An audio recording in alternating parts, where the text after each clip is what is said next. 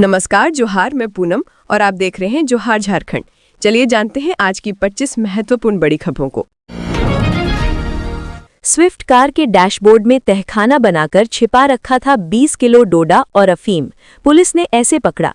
Hazaribagh police ने अवैध मादक पदार्थों के विरुद्ध बड़ी कार्रवाई करते हुए अफीम और डोडा की तस्करी में शामिल 2 शातिर तस्करों को गिरफ्तार किया है। इस कार्रवाई में तस्करी के एक नए और चौंकाने वाले तरीके का खुलासा हुआ है, जहां आरोपी नई स्विफ्ट कार के डैशबोर्ड में तहखाना बनाकर मादक पदार्थों की सप्लाई कर रहे थे। 13 दिसंबर 2025 को पुलिस अधीक्षक हजारीबाग को गुप्त सूचना प्राप्त हुई कि कोर्रा थाना क्षेत्र अंतर्गत कन्हरी पहाड़ के समीप कुछ लोग अफीम और डोडा की खरीद बिक्री में संलिप्त हैं। सूचना की पुष्टि के बाद एसडीपीओ सदर अमित आनंद के नेतृत्व में एक विशेष छापामारी दल का गठन किया गया। छापामारी दल द्वारा कन्हरी लल के पास सघन वाहन जांच अभियान चलाया गया। इसी दौरान चरहई की ओर से आ रही सफेद रंग की स्विफ्ट कार को रोका गया। पुलिस को देखते ही कार सवारों ने वाहन को तेजी से भगाने का प्रयास किया, लेकिन पुलिस टीम ने पीछा कर वाहन को ओवरटेक करते हुए उसे पकड़ लिया। वाहन एवं उसमें सवार व्यक्तियों की तलाशी के दौरान आरोपियों ने स्वीकार किया कि कार में मादक पदार्थ छुपा कर रखा गया है। जब गहन जांच की गई तो स्विफ्ट कार के डैशबोर्ड में बने गुप्त तहखाने से अफीम और डोडा बरामद हुआ, जिसे विधिवत जब्त कर लिया गया। गिरफ्तार आरोपियों की पहचान ईशू कुमार सिंह उर्फ नन्हे और विजय कुमार गुप्ता उर्फ बिक्की के रूप में हुई है। पूछताछ में दोनों ने बताया कि वे ये मादक पदार्थ खूंटी जला के तमाड़ रायडीह क्षेत्र से लाकर बरही की ओर सप्लाई करने जा रहे थे। पुलिस ने आरोपियों के पास से 1.980 किलोग्राम अफीम, 20 किलोग्राम डोडा, 5,500 नकद, एक स्विफ्ट कार और 3 मोबाइल फोन बरामद किए हैं। सभी जब्त सामग्री को विधि सम्मत प्रक्रिया के तहत सीज किया गया। इस छापामारी दल में एसडीपीओ अमित आनंद, इंस्पेक्टर ललित कुमार, बड़कागांव अंचल, कोर्रा थाना प्रभारी अजीत कुमार सहित तकनीकी शाखा एवं सशस्त्र बल के पुलिसकर्मी शामिल थे। पुलिस के अनुसार नई कार के डैशबोर्ड में तहखाना बनाकर की जा रही तस्करी ये दर्शाती है कि मादक पदार्थ तस्कर लगातार नए नए हथकंडे अपना रहे हैं, लेकिन हजारीबाग पुलिस की सतर्कता और त्वरित कार्रवाई से उनके मंसूबों को नाकाम कर दिया गया है। रांची के लालपुर चौक पर जांच के दौरान पकड़ा गया गलत रजिस्ट्रेशन नंबर वाला वाहन, मालिक फरार। रांची में फर्जी और छेड़छाड़ किए गए वाहन रजिस्ट्रेशन नंबर के खिलाफ यातायात पुलिस ने सख्त अभियान शुरू किया है।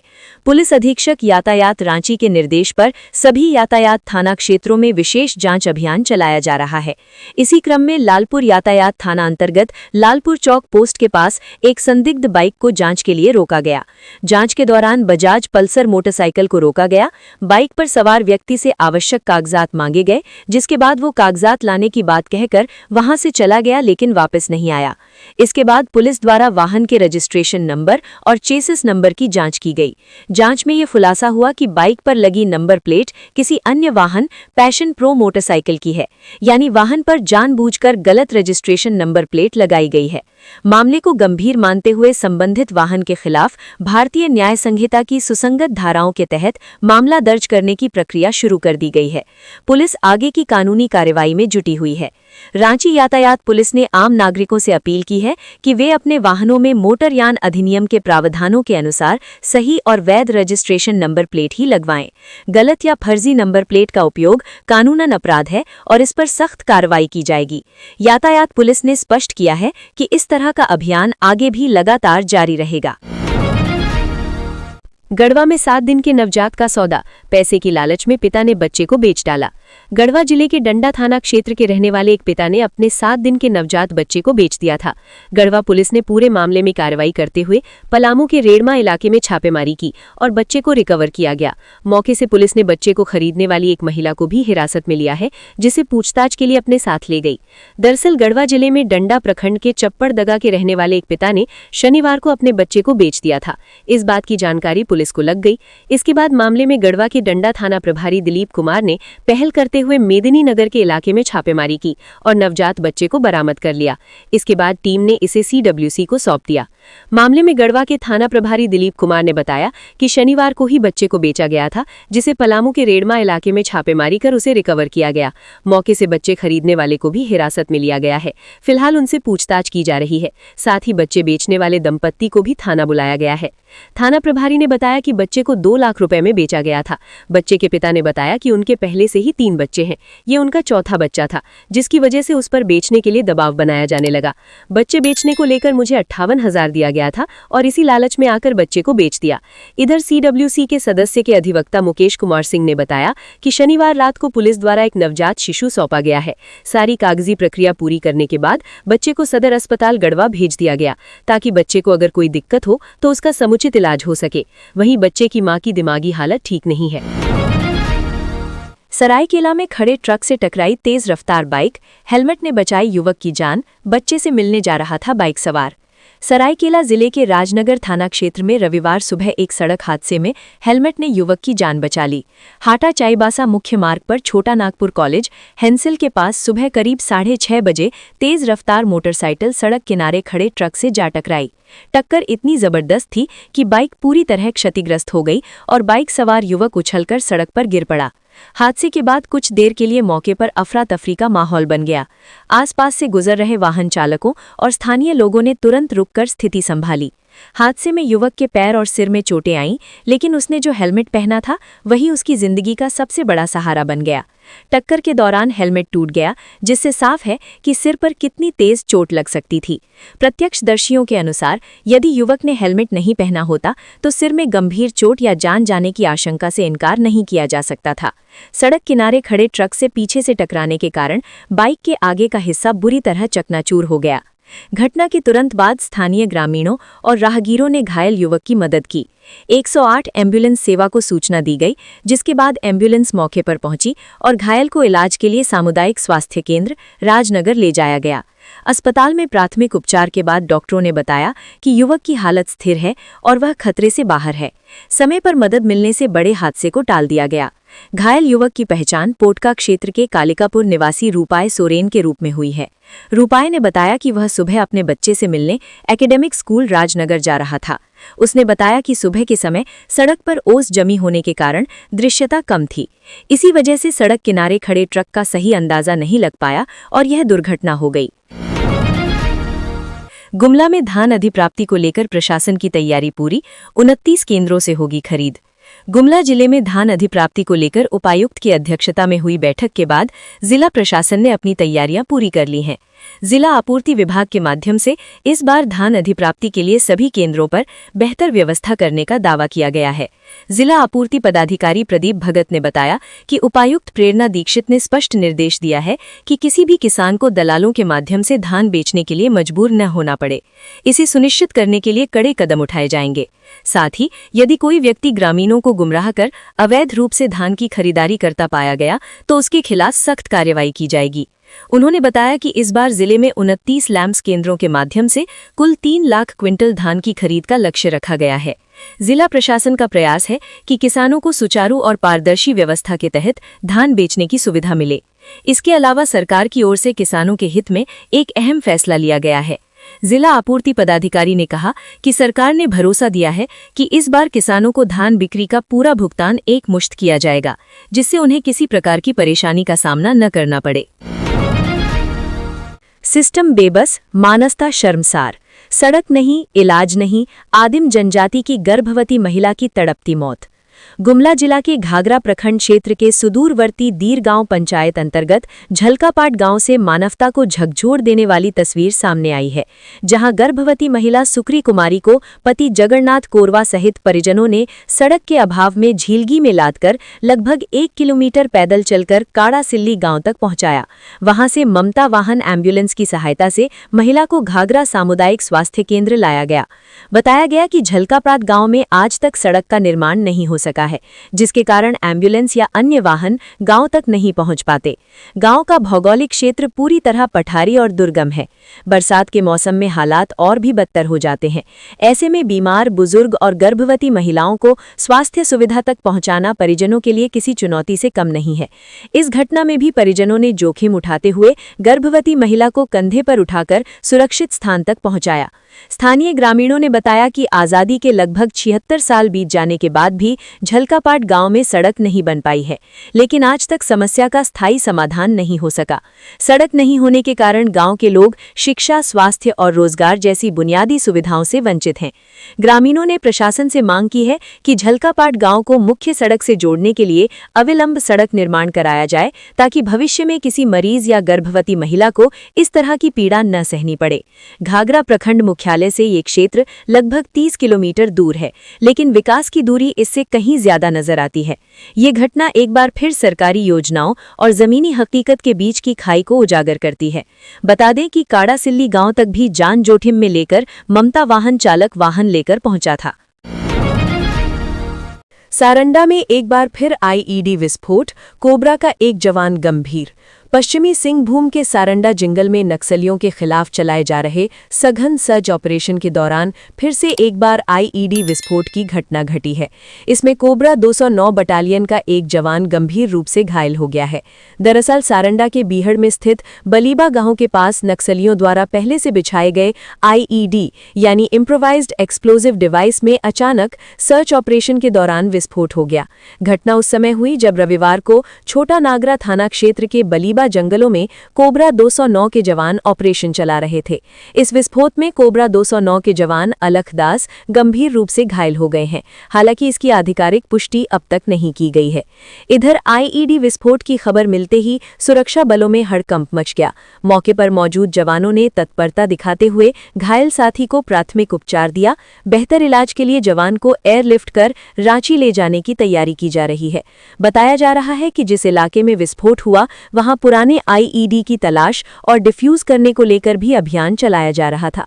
नक्सलियों द्वारा पुलिस बल को नुकसान पहुंचाने के उद्देश्य से जंगलों में पहले से लगाए गए आईईडी आज भी सुरक्षा बलों के लिए बड़ा खतरा बना हुआ है।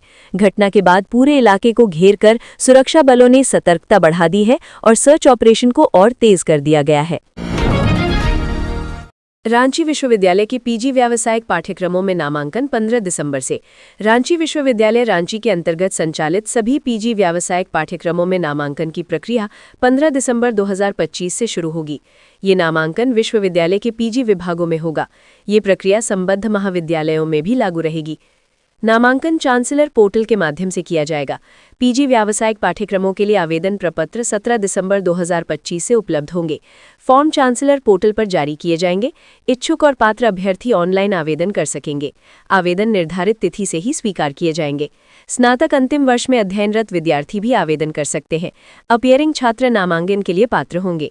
नामांकन विश्वविद्यालय और चांसलर द्वारा निर्धारित नियमों के अधीन होगा। मनरेगा का नाम बदलने से नाराज कांग्रेस और राजद। सिर्फ नाम बदलना जानती है मोदी सरकार। केंद्र सरकार द्वारा देश में रोजगार की सबसे बड़ी गारंटी देने वाली योजना मनरेगा का नाम बदल पूज्य बापू ग्रामीण रोजगार योजना कर दिया है। इसको लेकर झारखंड प्रदेश कांग्रेस कमेटी के महासचिव सह मीडिया प्रभारी राकेश सिन्हा ने तीखी प्रतिक्रिया दी है। वहीं राष्ट्रीय जनता दल के नेता ने भी मनरेगा के नाम बदलने को राष्ट्रपिता का अपमान करार दिया है।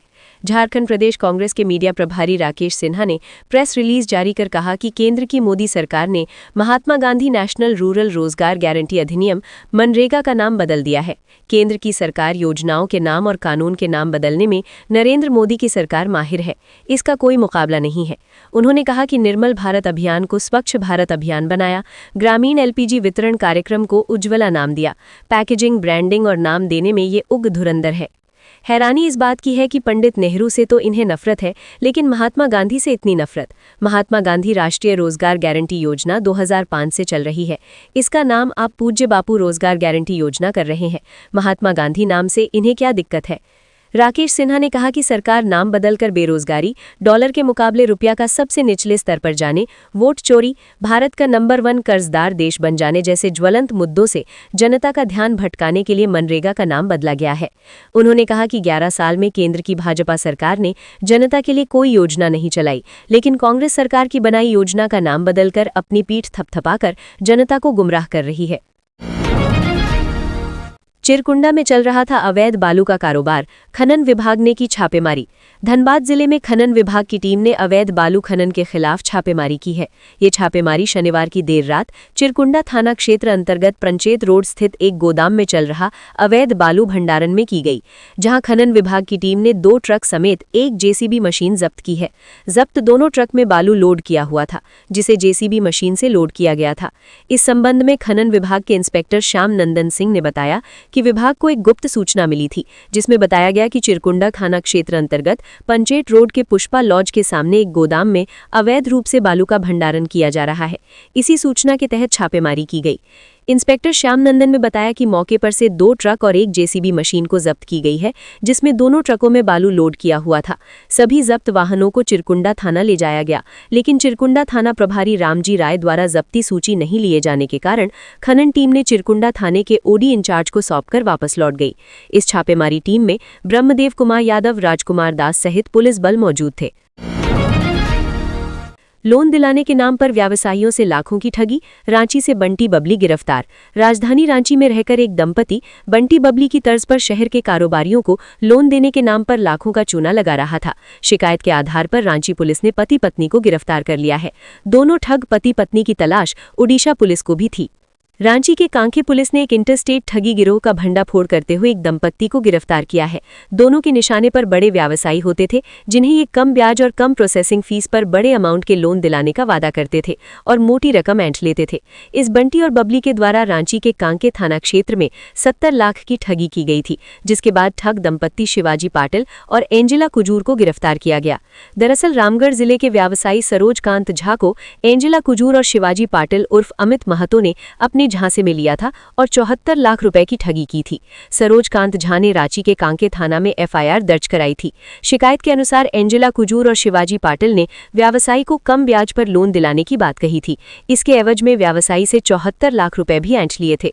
वहीं लोन न मिलने पर एक जमीन को फर्जी तरीके से अग्रीमेंट कर दिया गया, जबकि वो जमीन भी ठग दंपत्ति की नहीं थी।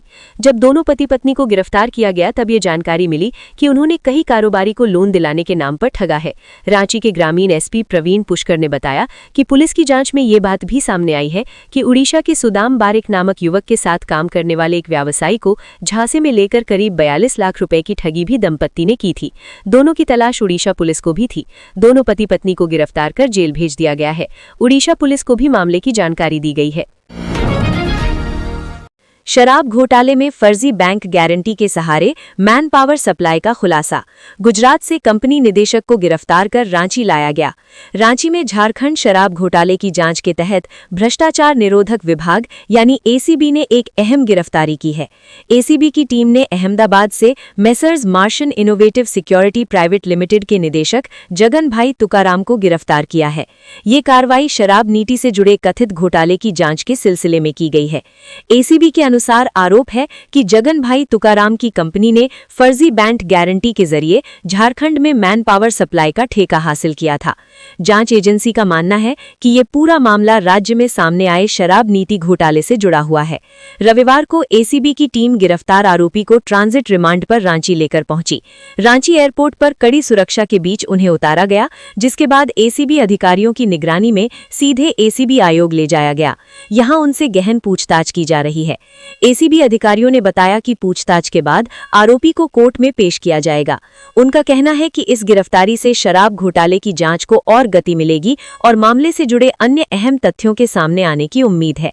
गौरतलब है कि झारखंड की शराब नीति से जुड़ा ये कथित घोटाला राज्य के बड़े भ्रष्टाचार मामलों में गिना जा रहा है। इससे पहले भी एसीबी इस मामले में कई अधिकारियों और संबंधित कंपनियों के निदेशकों से पूछताछ कर चुकी है और कुछ गिरफ्तारियां भी हो चुकी हैं। फिलहाल मामले की जांच जारी है। साहिबगंज में फाइलेरिया उन्मूलन को लेकर सिविल सर्जन ने किया नाइट ब्लड सर्वे का निरीक्षण। लोगों से सहयोग की अपील। साहिबगंज के सिविल सर्जन ने बरहरवा प्रखंड अंतर्गत डाटापड़ा गांव में आयोजित फाइलेरिया नाइट ब्लड सर्वे का निरीक्षण किया। इस दौरान उन्होंने मौके पर मौजूद स्वास्थ्य कर्मियों से फाइलेरिया से संबंधित गतिविधियों की जानकारी ली और रोग के कारण, इसके फैलने के तरीकों तथा रोकथाम के उपायों पर विस्तार से चर्चा की। निरीक्षण के दौरान सिविल सर्जन ने स्वास्थ्य कर्मियों को निर्देश दिया कि फाइलेरिया उन्मूलन के लिए नाइट ब्लड सर्वे एक अत्यंत महत्वपूर्ण गतिविधि है, जिसे पूरी गंभीरता और गुणवत्ता के साथ संपन्न किया जाना चाहिए। उन्होंने सर्वे कार्य में लापरवाही न बरतने और निर्धारित दिशा निर्देशों का पालन सुनिश्चित करने पर जोर दिया। इस अवसर पर सिविल सर्जन ने ग्रामीणों से भी संवाद किया। उन्होंने बताया कि फाइलेरिया मच्छरों के काटने से फैलने वाली बीमारी है, लेकिन समय पर जांच और दवा के माध्यम से इससे बचाव संभव है। नाइट ब्लड सर्वे के जरिए रोग की प्रारंभिक पहचान की जा सकती है, जिससे भविष्य में गंभीर स्वास्थ्य समस्याओं से बचा जा सकता है। उन्होंने ग्रामीणों से अपील की कि वे जांच के दौरान पूर्ण सहयोग करें और स्वास्थ्य कर्मियों की टीम का साथ दें। सिविल सर्जन ने कहा कि जिला प्रशासन और स्वास्थ्य विभाग का लक्ष्य फाइलेरिया को जड़ से समाप्त करना है, जिसमें समुदाय की सक्रिय भागीदारी अत्यंत आवश्यक है। निरीक्षण के दौरान उन्होंने सर्वे कार्य की सराहना करते हुए इसे और अधिक प्रभावी ढंग से संचालित करने के लिए आवश्यक दिशा निर्देश भी दिए। सोशल मीडिया की शिकायत पर सीएम हेमंत का एक्शन, वन विभाग के अधिकारियों पर लगे आरोपों की जांच के निर्देश। मुख्यमंत्री हेमंत सोरेन ने झारखंड वन विभाग के कुछ सेवानिवृत्त उच्च अधिकारियों द्वारा सरकारी आवास और सुविधाओं को खाली न करने के गंभीर आरोपों पर तत्काल संज्ञान लिया है। सोशल मीडिया के माध्यम से मिली शिकायत के बाद मुख्यमंत्री ने विभाग को फौरन कार्यवाही कर रिपोर्ट सौंपने का निर्देश दिया है। झारखंड राबिता हज कमेटी के अध्यक्ष हाजी मतलूब इमाम ने झारखंड के वन विभाग के कुछ सेवानिवृत्त उच्च अधिकारियों पर सरकारी आवास और अन्य सुविधाओं का दुरुपयोग करने का गंभीर आरोप लगाया था। उन्होंने ट्वीट कर यह जानकारी दी थी और मुख्यमंत्री हेमंत सोरेन से कार्यवाही करने की मांग की, जिस पर हेमंत सोरेन ने इस पर संज्ञान लिया है। मुख्यमंत्री हेमंत सोरेन ने हाजी मतलूब इमाम के ट्वीट को रीट्वीट करते हुए तत्काल कार्यवाही के निर्देश दिए हैं। हेमंत सोरेन ने लिखा, तत्काल संज्ञान लेते हुए उचित कार्यवाही सुनिश्चित करें एवं सूचना दें। दरअसल हाजी मतलूब इमाम ने अपने ट्वीट में मुख्यमंत्री को जानकारी देते हुए कहा कि मानवा मुख्यमंत्री जी जोहार। जानकारी के अनुसार वन विभाग के कुछ उच्च अधिकारी कई माह पूर्व सेवानिवृत्त हो गए हैं, लेकिन आज तक सरकारी आवास एवं सुविधाएं अभी तक ले रहे हैं, जो चिंता का विषय है एवं अनुशासनहीनता दर्शाता है। अनुरोध है श्रीमान, इस पर उचित कार्रवाई की जरूरत है। आदित्यपुर पुलिस ने चोरी की 4 बाइक के साथ 2 को गिरफ्तार कर भेजा जेल। आदित्यपुर पुलिस ने चोरी की 4 मोटरसाइकिलों के साथ 2 युवकों को गिरफ्तार किया है। दोनों को न्यायिक हिरासत में भेज दिया गया है। यह कार्यवाही पुलिस अधीक्षक मुकेश कुमार लोनायत के निर्देश पर चलाए जा रहे अपराध नियंत्रण अभियान के तहत की गई। दरअसल पुलिस ने गुप्त सूचना के आधार पर आदित्यपुर थाना क्षेत्र में छापेमारी की, जहां से 2 युवक चोरी की मोटरसाइकिलों के साथ पकड़े गए। गिरफ्तार किए गए युवकों की पहचान रवि महतो उर्फ पतली और सूरज सोए उर्फ डाकू के रूप में हुई है। रवि महतो उर्फ पतली की उम्र 19 वर्ष है। वह मूल रूप से बारी जोड़ी थाना राजनगर का रहने वाला है और फिलहाल आदित्यपुर के सालडीह बस्ती LIC कॉलोनी के पास रह रहा था। वहीं सूरज सोए उर्फ डाकू की उम्र 23 वर्ष है। वह चक्रधरपुर थाना क्षेत्र के इंद्रकाटा गांव का निवासी है और वर्तमान में आदित्यपुर के LIC कॉलोनी के नीचे किराए के मकान में रह रहा था। पुलिस ने दोनों के पास से 4 चोरी की मोटरसाइकिलें बरामद की हैं। इनमें एक हीरो होंडा मोटरसाइकिल और 3 स्प्लेंडर प्लस बाइक शामिल हैं। बरामद सभी मोटरसाइकिलें चोरी की बताई जा रही हैं। पुलिस के अनुसार सूरज सोए उर्फ डाकू के खिलाफ पहले से आदित्यपुर थाना में चोरी सहित कई मामले दर्ज हैं। पुलिस अब इस मामले से जुड़े अन्य लोगों की तलाश कर रही है और आगे की जांच जारी है। वंदना दादेल और मस्तराम मीणा को मिलेगी मुख्य सचिव रैंक में प्रोन्नति। 1996 बैच की IAS अधिकारी वंदना दादेल और मस्तराम मीणा को जल्द ही मुख्य सचिव रैंक में प्रोन्नति मिल जाएगी। जानकारी के अनुसार मुख्य सचिव अविनाश कुमार की अध्यक्षता में हुई विभागीय प्रोन्नति समिति की बैठक में इन दोनों अधिकारियों को मुख्य सचिव रैंक में प्रोन्नति देने पर सहमति बन गई है। अब स्वीकृति के लिए संचिका मुख्यमंत्री के पास भेजी गई है। इन दोनों अधिकारियों को 1 जनवरी 2026 की तिथि से मुख्य सचिव रैंक में प्रोन्नति मिलेगी। मालूम होगी 30 साल की सेवा के बाद IAS अधिकारियों को मुख्य सचिव रैंक में प्रोन्नति देने का प्रावधान है।